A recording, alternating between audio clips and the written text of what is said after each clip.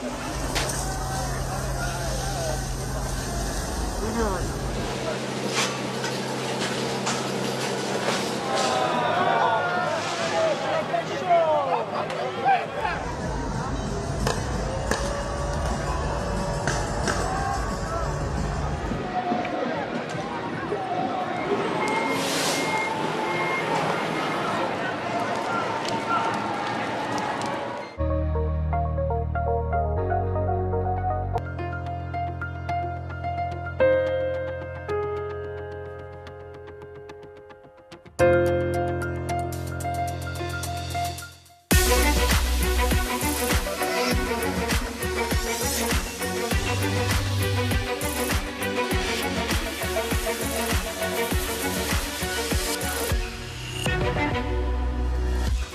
morning. It is Tuesday, the 16th of June. I'm Maeve McMahon, and this is Europe Today, your daily dose of news and analysis with a European take. Coming up, the European Union has officially opened the EU accession process with Ukraine and Moldova after 27 member states approved the move at a meeting in Luxembourg. The announcement comes as firefighters continue to clear the aftermath of a Russian strike that severely damaged a 1,000-year cathedral in Kyiv, renowned for its historic frescoes and silver artefacts. Meanwhile, after more than a decade of deadlock, the EU has agreed on a major overhaul of air passenger rights. The reforms would allow travellers to claim compensation for flight delays of more than 3 hours and would give passengers the right to disembark after 2 hours on the tarmac.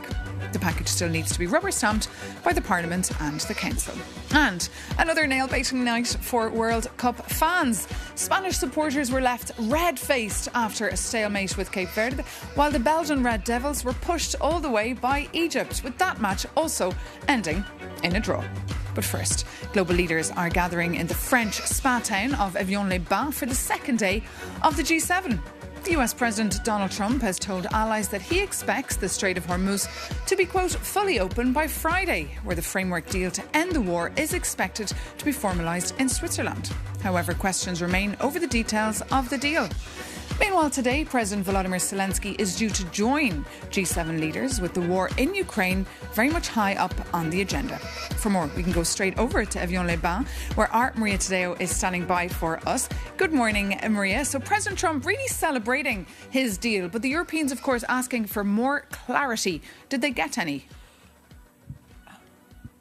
Well, yes, Maeve. Good morning. And in fact, just to that point, the president of Ukraine will land in Évian in about 55 minutes. But yes, Iran is really the focus, and really certainly was the focus of leaders and conversations on day one of this summit. The question for the Europeans, as you alluded to, is to really find out the level of detail, because at this point we know that there is a framework deal to end the war, but nobody has seen the actual word. And this memorandum has not been made public, and the fine print remains very much a mystery to global leaders, but also within some sectors of the U.S. Yesterday, nonetheless, the President Donald Trump insisted that this is a good deal that will put an end to Iran's nuclear program. He also said that the Strait of Hormuz, this is vital for the global energy market, will be, quote, fully reopened by Friday, and that ceremony will go ahead.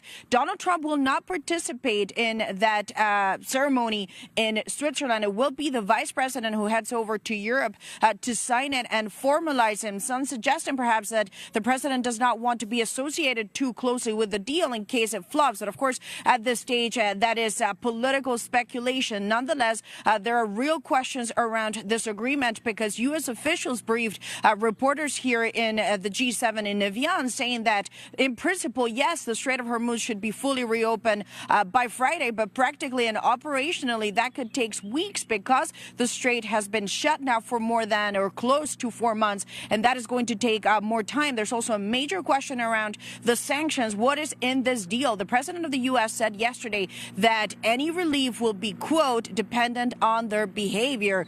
The vice president also repeated that message, saying that a lot will depend on whether or not Iran can behave like a, quote, normal country. The Europeans yesterday repeated that they will not ease any any sanctions until they see real change on the ground. But a lot of those questions heavily depend on the text of that memorandum of understanding between the two countries. For the time being, as I say, it has not been released. That is a fundamental key point we should stress. The U.S. administration says it should come out this week. So the question is still in the air, and it remains, is this a good deal? That is a question that I put to the former National Security Advisor to Donald Trump, John Bolton, yesterday on Special Report on Euronews. Let's take a look. No, I think it's a very bad deal for the United States. Trump isn't thinking about the geostrategic implications of the deal. He's thinking of one thing. He wants the Strait open. He wants Gulf oil on international markets. He wants the price of gasoline at the pump down. That's all he cares about. I think it's a mistake to give this brutal theocracy any of the assets. I'm happy to give the assets back to Iran when it's under a free government. That's not where we are now. The change of leadership is only because we've killed the top 400 or 500 people in the existing regime, and you're down now to their seconds and deputies. So, yeah, it's different people, but it's the same fanatic regime. Trump is desperate for a deal. He's desperate for a deal, and they have maneuvered him. They've played him like a violin. That's why they've got the deal that they want.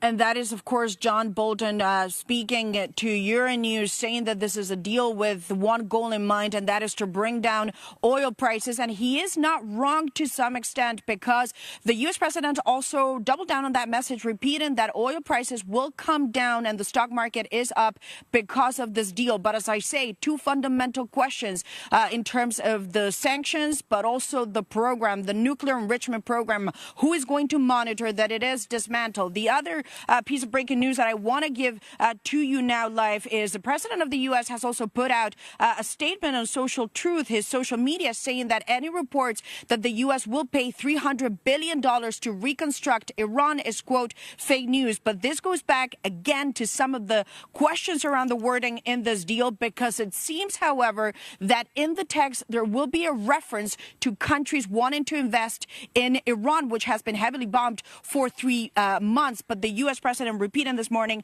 not a single cent of U.S. money will go into Iran. But as I mentioned, major questions around the fine print of this deal, which for the time being, nobody has seen. And Maria, as you said, President Zelensky arriving imminently. Will President Trump play ball there?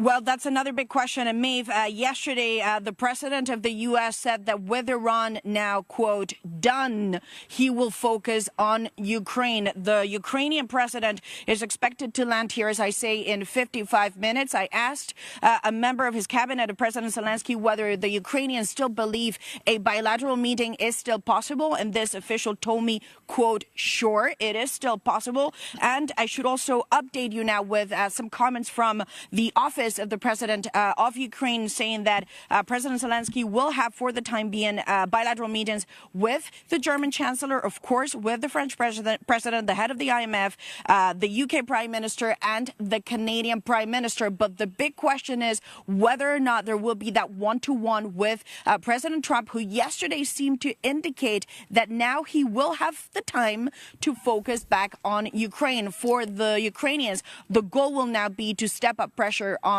Russia and to take a hard line on Russia in these negotiations. Also, a cryptic message from President Zelensky yesterday, who said that an invitation had been extended to Vladimir Putin, but he decided not to show up. Unclear who extended the invitation. OK, Maria Tadeo, thank you so much for that live broadcast there from Évian. We also have a live blog running all day on the G7, so visit yournews.com for that. And Maria will be live tonight at 7 local time for a special report. But now from Évian to Luxembourg, where EU foreign ministers have officially endorsed the opening of Ukraine and Moldova's first step to joining the bloc. For more, let's bring in Euronews' Mairead Gwynne-Jones. Well, Maeve, Ukraine taking a leap forward in its bid to become a member of the EU here in Luxembourg yesterday, opening the first phase of accession talks. And of course, President Zelensky has in the past framed this as critical for Ukraine's security guarantees. I spoke to Ukraine's Deputy Prime Minister Taras Kashka yesterday, who said that this is also critical for Europe's future security and for protecting it against future aggression from Russia. Of course, this came just ahead of that expected meeting between Volodymyr Zelensky and Western Western leaders, including President Trump, at the G7 summit later today. I caught up yesterday also with the Polish Foreign Minister, Radosław Sikorski, and asked him about Zelensky's claim that Russia's Vladimir Putin had refused to come to the G7 summit for direct talks with him, and what that said about Russia's appetite for peace. Putin says he wants a peace that respects historical rights of Russia. Let me remind you, he started this war on the pretext with the ideology of claiming that Kiev is a Russian city. He's now bombing, destroying this Russian city, supposedly, and he has just hit the oldest monastery in Ukraine. When this monastery was already a famous place, Moscow didn't even exist. It shows you how wrong Putin's historical claims are. I hope the United States backs the victim of aggression. We, as the free world, should not be in between the aggressor and the victim of aggression. I think Putin's economy is beginning to suffer. He's not making progress on the battlefield. We should stay the course. And when Putin wants to negotiate, he knows Zelensky's number. Now, moving on, as the G7 begins to digest the contents of President Trump's Iran deal, NATO is conducting a live integrated air and missile defence military exercise across 20 NATO nations, including Finland, Norway and Sweden. Our NATO correspondent Shona Murray is embedded in the mission and joins us now for an update from Sweden. Good morning, Shona. So we've seen major drone incursions into NATO territory recently, meaning air defence is more important than ever. Please tell us where you are and why. Good morning, Maeve. I'm in the Kallax military base here in Sweden, near Sweden's high north, essentially Sweden's Lapland, where Ramstein Flag 2026 military exercise is taking place. It's actually NATO's largest military exercise geographically, and as you said, nearly 20 countries taking part, over 200 aircraft. And what this is a simulation of a potential aggression from Russia or any other enemy into NATO airspace, where that enemy occupies the airspace. So NATO has to respond. This is really what it would be like in the first days of an Article 5 situation. You have obviously combat aircraft like F-35s here. You have other different types of aircraft that are there for reconnaissance, surveillance and so on. So this is what it would look like if there was Russian aggression. Now, of course, as you mentioned there, air interception and air defence is crucial at the moment for NATO, given those incursions in Romania over the past few weeks and all across the airspace. It's also crucial for Europe to step up in this area, because we know that the United States is withdrawing some of its combat aircraft, such as the F-35 and the F-16s. Maves? And Shona, what is the consensus among NATO military personnel about the threat from Russia now? And of course, is there relief over the Iran deal or the framework of the deal? Well, indeed, speaking to many military people here at NATO, there is a cautious relief about the Iran deal, given that many NATO countries have had to send assets into the region, whether it's minesweepers or other assets such as frigates. So that might ease off the pressure on NATO somewhat. But as we've heard all day over the past couple of days, the devil really is in the detail. And of course, NATO's perspective is that Russia is its key priority. So at least it may take the pressure off if there's nobody forced to send more assets into the area. But also there's a consensus here, and I've seen it for the first time in a long time, that there's quite a lot of optimism about Ukraine's prospects within the war, given the advances when it comes to drone technology. So NATO breathing a bit of a sigh of relief, but obviously very cautious. Maeve? OK, Shona Murray, thank you so much for that live update there from Sweden, and also digesting news of that framework for US-Iran peace deal. Our MEPs gathering this week in Strasbourg. Oil prices already fell sharply after the announcement, and European stock markets reacted positively. For more, let's bring in Javier Moreno, Spanish member of the European Parliament. Good morning. So the full terms, of course, of the deal are not yet public. So some impacts, of course, remain very uncertain. But what is the initial reaction from the European Parliament there to the tentative deal? Yeah, we will have a debate today. And the end of a war is a good news, always a good news. But this war, let me come back to the beginning, was an illegal war and a nonsense, because And we oppose, as Social Democrats and Socialists, we oppose to this war. President Pedro Sanchez opposed to this war because what was the purpose of this war? It was to bring back the democracy, to stop the nuclear program of Iran, and what is the result? But the war is there, and it's impacting Europeans. Sir, we've seen petrol prices drop yesterday to under €2. That's why it's a good news, because United States and Israel are making the war, and we are paying for the war. The citizens, the European citizens, are paying for this war with inflation, with the price of oil, of energy, and it's important now to stop this war. It's a nonsense. It's not a win-win game. Everybody is losing in this war. And do you think the deal now, if there is a deal, it could reduce transport, heating and manufacturing costs across Europe, or are they here to stay, these high prices? We hope so. We hope that with the end of the war, we will come back to the previous prices before the war, and that everything will come back. Trade will come back, the seats will come back to Europe, and the citizen will come back to the previous life with less inflation and better life. Well, that's certainly what people are hoping as they fill the petrol at the pumps. Javier Moreno, thank you so much for bringing us the view there from Strasbourg. Now moving on, it is time for our World Cup segment.